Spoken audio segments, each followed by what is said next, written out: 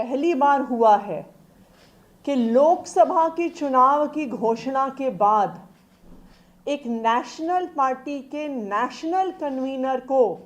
गिरफ्तार किया गया है। ये बिल्कुल साफ है कि अरविंद केजरीवाल जी की गिरफ्तारी भारतीय जनता पार्टी की एक राजनीतिक साजिश है। ईडी का उपयोग करके एक विपक्षी दल के राष्ट्रीय नेता को गिरफ्तार करना एक ऐसे केस में जिसमें 2 साल की इन्वेस्टिगेशन के बाद भी 1 रुपए की भी recovery of proceeds of crime नहीं हुई है। एक ऐसे केस में गिरफ्तार करना जहां पर आज तक ईडी कोर्ट्स के सामने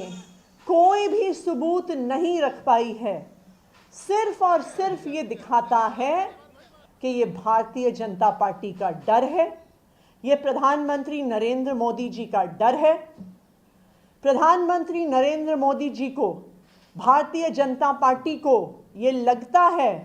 कि अगर देश में कोई एक नेता है जो उन्हें चैलेंज कर सकता है तो उस नेता का नाम अरविंद केजरीवाल है। इसलिए भारतीय जनता पार्टी और प्रधानमंत्री नरेंद्र मोदी जी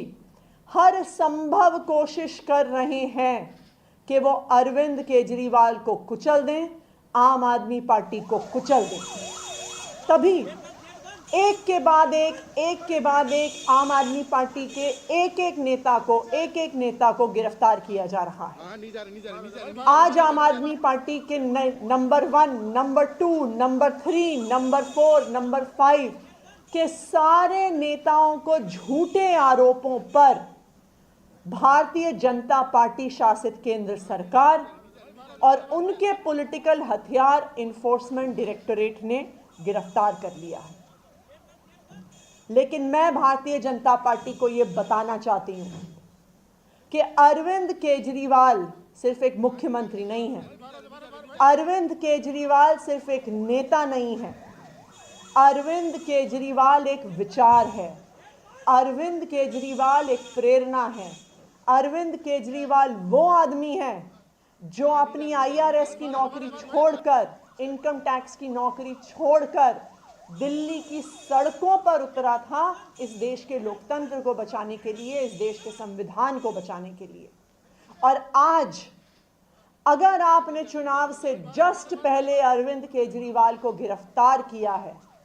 उनको कैंपेन में जाने से रोकने के लिए गिरफ्तार किया है, तो मैं भारतीय जनता पार्टी को बता दूं कि आप एक अरविंद केजरीवाल को गिरफ्तार कर सकते हैं, लेकिन हजारों अरविंद केजरीवाल दिल्ली की सड़कों पे और देश की सड़कों पे उतरेंगे इस देश के लोकतंत्र को बचाने के लिए।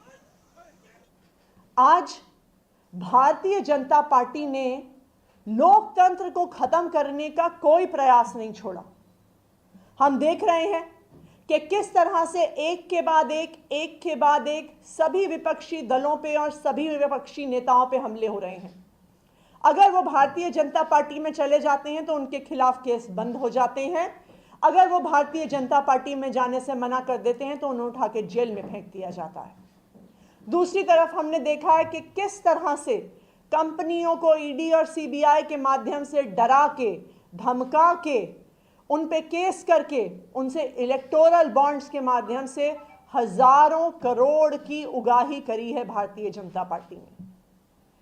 एक तरफ हेमंत सोरेन की गिरफ्तारी होती है, दूसरी तरफ कांग्रेस पार्टी का बैंक अकाउंट फ्रीज होता है। ये आने वाले लोकसभा चुनाव को, आने वाले पूरे देश में होने वाले चुनाव को अफेक्ट करने का तरीका है, विपक्ष को खत्म करने का तरीका है। ये चुनाव को चोरी करने का अगर तरीका नहीं है तो क्या है? आप सारे विपक्षी नेताओं को जेल में डाल दोगे, आप सारी पार्टियों के बैंक अकाउंट फ्रीज कर दोगे, तो कोई भी चुनाव कैसे लड़ेगा? लेकिन मैं भारतीय जनता पार्टी को यह बता दूं कि जो आप ये विपक्ष के खिलाफ, जो आम आदमी पार्टी के खिलाफ, जो अरविंद केजरीवाल के खिलाफ साजिश कर रहे हैं, इसका जवाब दिल्ली आपको देगी, इसका जवाब पंजाब आपको देगा, इसका जवाब पूरा देश आपको देगा। आज एक और चिंता भी है हमारी, देश में पहली बार एक सिटिंग चीफ मिनिस्टर जिनके पास Z+ सिक्योरिटी है, Z+ सिक्योरिटी कवर है, उनको अरेस्ट किया गया है।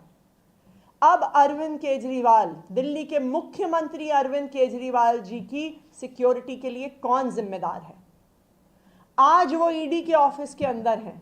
उस ऑफिस के अंदर कौन जा रहा है, क्या लेके जा रहा है, इसके लिए कौन जिम्मेदार होगा?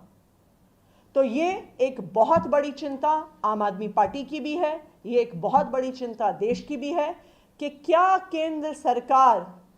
ईडी की कस्टडी में अरविंद केजरीवाल को पर्याप्त सिक्योरिटी दे रही है कि नहीं दे रही है। ये केंद्र सरकार का अपना असेसमेंट है कि वो Z+ सिक्योरिटी की आवश्यकता रखते हैं, और एक Z+ सिक्योरिटी की आवश्यकता रखने वाले एक सिटिंग चीफ मिनिस्टर को कस्टडी में रखते हुए ईडी ने उनका क्या सिक्योरिटी का अरेंजमेंट किया है, इस बात को केंद्र सरकार को देश के सामने रखना होगा। Thank you. मैम, आपको क्या लगता है सिक्योरिटी वाला जो आपने सवाल खड़ा किया है, क्या लग रहा है किसी तरीके की साजिश आपको लग रही है कि हो सकती है, या किस तरीके का कंसर्न आप जता रही हैं? देखिए, अरविंद केजरीवाल जी एक Z+ तो आतिशी को आपने सुना, जिन्होंने प्रेस कॉन्फ्रेंस करके ये साफ तौर पर बीजेपी पर आरोप लगाए, केंद्र सरकार पर आरोप लगाए कि किस तरीके से साजिश के तहत अरविंद केजरीवाल को गिरफ्तार किया गया। इसके अलावा अरविंद केजरीवाल की सुरक्षा को लेकर सीधे सीधे उन्होंने सवाल उठाए कि अरविंद केजरीवाल को Z+ सिक्योरिटी मिली है, और Z+ सिक्योरिटी मिलने वाले चीफ मिनिस्टर को इस तरीके से ईडी ऑफिस पर रखा गया। कौन वहां आ रहा है, कौन जा रहा है, क्या लेकर जा रहा है, इसके बारे में कुछ नहीं पता। इसके अलावा ये भी कहा कि किस तरीके से अब सड़कों पर हर केजरीवाल उतरेगा, यानी कि आम आदमी पार्टी का हर कार्यकर्ता उतरेगा और अरविंद केजरीवाल के गिरफ्तारी के खिलाफ प्रदर्शन किया जाएगा। भास्कर, एक तरफ अरविंद केजरीवाल को अरेस्ट किया जाता है, वो रेजिग्नेशन नहीं देते हैं, और आम आदमी पार्टी सीधे सीधे माहौल बनाती है कि सिटिंग चीफ मिनिस्टर को अरेस्ट कर लिया जाता है। सुरक्षा को लेकर चिंता जताई जाती है। क्या ये भी जानबूझकर किया गया कि अरविंद केजरीवाल रेजिग्नेशन नहीं देंगे और सीधे सीधे ये कहा जाएगा कि सिटिंग चीफ मिनिस्टर को अरेस्ट कर लिया गया? और देखिए, अरविंद केजरीवाल इस्तीफा नहीं देंगे, ये बहुत पहले तय कर लिया गया था। पार्टी में 3 स्तर पे इसके लिए रायशुमारी की गई थी, विधायकों के साथ बैठक हुई थी, पार्षदों के साथ बैठक हुई थी, और फिर उसके बाद विधायकों को ये जिम्मेदारी दी गई थी कि वो अपनी विधानसभा में जाएं, लोगों से साइन करवाएं। और उसके बाद ये पार्टी के द्वारा ऐलान कर दिया गया था कि अगर दिल्ली के मुख्यमंत्री अरविंद केजरीवाल की गिरफ्तारी होती है तो उसके बावजूद भी अपने पद पे बने रहेंगे, दिल्ली के सीएम वही रहेंगे और जेल से सरकार चलाएंगे। जहां तक सुरक्षा का सवाल है, देखिए, एक पॉलिटिकल पार्टी के पास में क्या हथियार बच जाता है। अगर उसका सबसे बड़ा नेता, उसके पार्टी का चीफ अगर गिरफ्तार हो जाता है तो सवाल किन मुद्दों पे खड़े किए जा सकते हैं। ये बात तय है कि अरविंद केजरीवाल जी को Z+ सिक्योरिटी मिली हुई थी, वो सिक्योरिटी भी केंद्र सरकार की भी है। जहां तक सिक्योरिटी के सवाल है तो ये भी आपको देखना होगा कि रात में जब दिल्ली के मुख्यमंत्री को उनके घर से ईडी दफ्तर तक ले जाया गया था तो उस वक्त 12 से 14 गाड़ियों का काफिला था, और 2 स्पेशल CP रैंक के दिल्ली पुलिस के ऑफिसर्स जो थे वो खुद इस काफिले में मौजूद थे। तो सिक्योरिटी को लेकर कोई चूक ना हो, ये ध्यान पहले से ही रखा जाएगा। जहां तक ये आरोप है कि ईडी के दफ्तर में कौन जाता है नहीं जाता है, ये सिर्फ आरोप हो सकता है। ईडी के दफ्तर में कोई नहीं जा सकता है, ईडी के दफ्तर में वही जाएगा जिसको ईडी अंदर जाने की अनुमति देगी। ये सवाल वाजिब है आम आदमी पार्टी का, ये सवाल वाजिब है दिल्ली सरकार के एक मंत्री का जिसके मुख्यमंत्री को गिरफ्तार किया गया है। लेकिन निश्चित रूप से केंद्र सरकार और जो सुरक्षा एजेंसियां हैं उनके जहन में ये बात है कि अरविंद केजरीवाल की सुरक्षा कैसे की जाए। जहां तक सुरक्षा की बात है तो एक और एग्जाम्पल दे दूं, ये रॉज एवेन्यू कोर्ट है, यहाँ तक पहुँचने के लिए जो भी रास्ते हैं एक तरह से कहे कि उसको बंद कर दिया जाएगा। आम आदमी पार्टी ने ये कहा था कि वो भारतीय जनता पार्टी के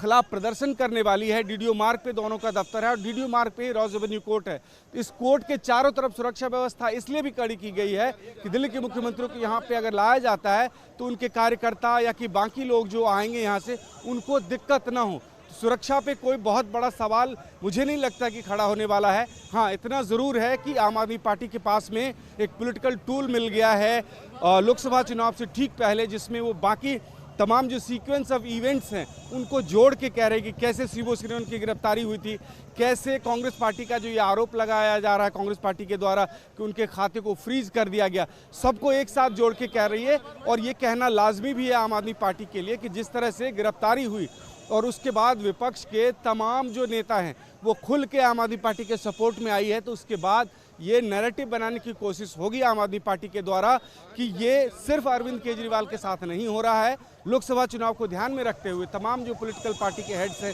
उनके साथ हो रहा है, तमाम पॉलिटिकल पार्टी के साथ हो रहा है, और ये सिर्फ इसलिए हो रहा है कि कोई भारतीय जनता पार्टी को चुनौती ना दे। ये सिर्फ राजनीतिक बयान हो सकता है, लेकिन जहां तक मेरिट की बात करें, सुरक्षा की बात करें, मुझे नहीं लगता कि कोई बहुत बड़ी चिंता की बात है दिल्ली के मुख्यमंत्री अरविंद केजरीवाल की सुरक्षा को लेकर। हाँ, इतना जरूर है, आम आदमी पार्टी ने यह अंदाजा नहीं लगाया था कि कल ही उनकी गिरफ्तारी हो जाएगी। गिरफ्तारी तय मान के चल रही थी आम आदमी पार्टी, ये मान के चल रही थी कि शायद 22 तारीख या 23 तारीख में गिरफ्तारी हो। इसके पीछे ये भी एक तर्क माना जा रहा था कि के कविता की जिस तरह से गिरफ्तारी हुई है, उनकी रिमांड 23 तारीख को खत्म हो रही है, उनको एक साथ पूछताछ हो सकती, क्योंकि के कविता की गिरफ्तारी के बाद ही पहली बार ईडी के द्वारा जो प्रेस रिलीज जारी किया गया, उसमें ये कहा गया था कि अरविंद केजरीवाल भी इसमें शामिल हो सकते हैं, और साथ ही कोर्ट में ये कहा था कि इस मामले में एक बड़ी गिरफ्तारी हमें करना है। तो ये उसके बाद तमाम ऐसी कड़ियां जुड़ रही थी जिससे ये लग रहा था कि गिरफ्तारी हो जाएगी, लेकिन हाईकोर्ट में राहत नहीं मिली। और लेकिन आम आदमी पार्टी को भी जाहिर तौर पर इस तरीके का अंदाजा नहीं था कि इतनी जल्दी गिरफ्तारी हो जाएगी, और यही वजह है कि आम आदमी पार्टी ने जो सुप्रीम कोर्ट का रुख किया वो भी लगभग 2 घंटे के बाद किया, यानी कि 7 बजे अरविंद केजरीवाल के घर ईडी की टीम पहुंचती है और जब 9 बजे अरेस्टिंग होती है, जस्ट उसी टाइम ही अरविंद केजरीवाल की गिरफ्तारी के खिलाफ सुप्रीम कोर्ट में पिटीशन दायर की जाती है। एक बड़ी पॉलिटिकल खबर आपको बता दें, अरविंद केजरीवाल के घर अरविंद केजरीवाल के परिवार से मिलने के लिए राहुल गांधी उनके घर जाएंगे। तो अब इंडिया अलायंस जो एक साथ आ रहा था अलग अलग मंचों पर, अब वो कहीं ना कहीं अरविंद केजरीवाल की गिरफ्तारी के बाद भी ऐसा लग रहा है कि एक साथ होता दिख रहा है, क्योंकि राहुल गांधी अरविंद केजरीवाल के परिवार से मिलने के लिए उनके घर जाएंगे। इससे पहले भी जब संजय सिंह की गिरफ्तारी हुई थी, इसके अलावा मनीष सिसोदिया की गिरफ्तारी हुई थी, तो देखा गया था कि अरविंद केजरीवाल उनके परिवार से मिलने के लिए उनके घर पहुंचते थे, और अब एक तरीके का वैसा ही घटनाक्रम देखने को मिलेगा। जब अरविंद केजरीवाल की गिरफ्तारी हो चुकी है तो उनके घर उनके परिवार से मिलने के लिए राहुल गांधी पहुंचेंगे। भास्कर, राहुल गांधी पहुंचेंगे अरविंद केजरीवाल से मिलने के लिए।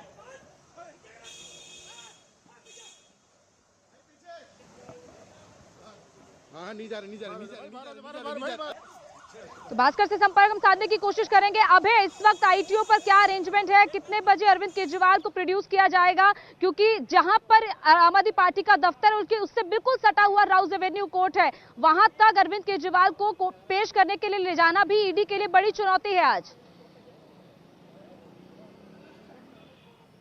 देखिए, बिल्कुल ईडी के लिए एक बड़ी चुनौती जरूर है अरविंद केजरीवाल को ले जाने के लिए, लेकिन जिस तरीके के इनपुट्स लगातार दिल्ली पुलिस को मिल रहे थे कि आज जो अरविंद केजरीवाल की पार्टी है, जो कार्यकर्ता हैं, वो बहुत बड़ा धरना प्रदर्शन करेंगे अरविंद केजरीवाल की गिरफ्तारी के खिलाफ, इसीलिए तैयारी पहले कर ली गई है। और मैं आपको रूट बता दूं, सबसे पहले तो आईटीओ का जो मेट्रो स्टेशन है उसे शाम 6 बजे तक के लिए बंद कर दिया गया है। और दूसरी तस्वीर मैं आपको दिखाने की कोशिश करूंगा गोनिका, इस वक्त आईटीओ से पहले यानी कि मंडी हाउस का जो गोल चक्कर है वहां पर हमारी मौजूदगी है, और आपको यहां पर भी ट्रैफिक जो है वो डेली की तरह नहीं दिखाई देगा, क्योंकि आईटीओ की तरफ जाने वाले जितने रास्ते हैं वहां पर पुलिस का भारी पहरा है और एक एक गाड़ी को चेक करके ही जाने दिया जा रहा है। यानी कि 10 बजे का जो कॉल है इस पूरे के पूरे प्रदर्शन का, क्योंकि बीजेपी का हेडक्वार्टर जो है वो भी दीनदयाल उपाध्याय मार्ग पर है, इसी वजह से पूरी तरीके से इस रोड को बंद कर दिया गया है, बैरिकेड्स लगा दिए गए हैं, और इस बात की उम्मीद बहुत ही कम है कि आम आदमी पार्टी के जो कार्यकर्ता हैं वो बीजेपी हेडक्वार्टर तक पहुंच पाएंगे।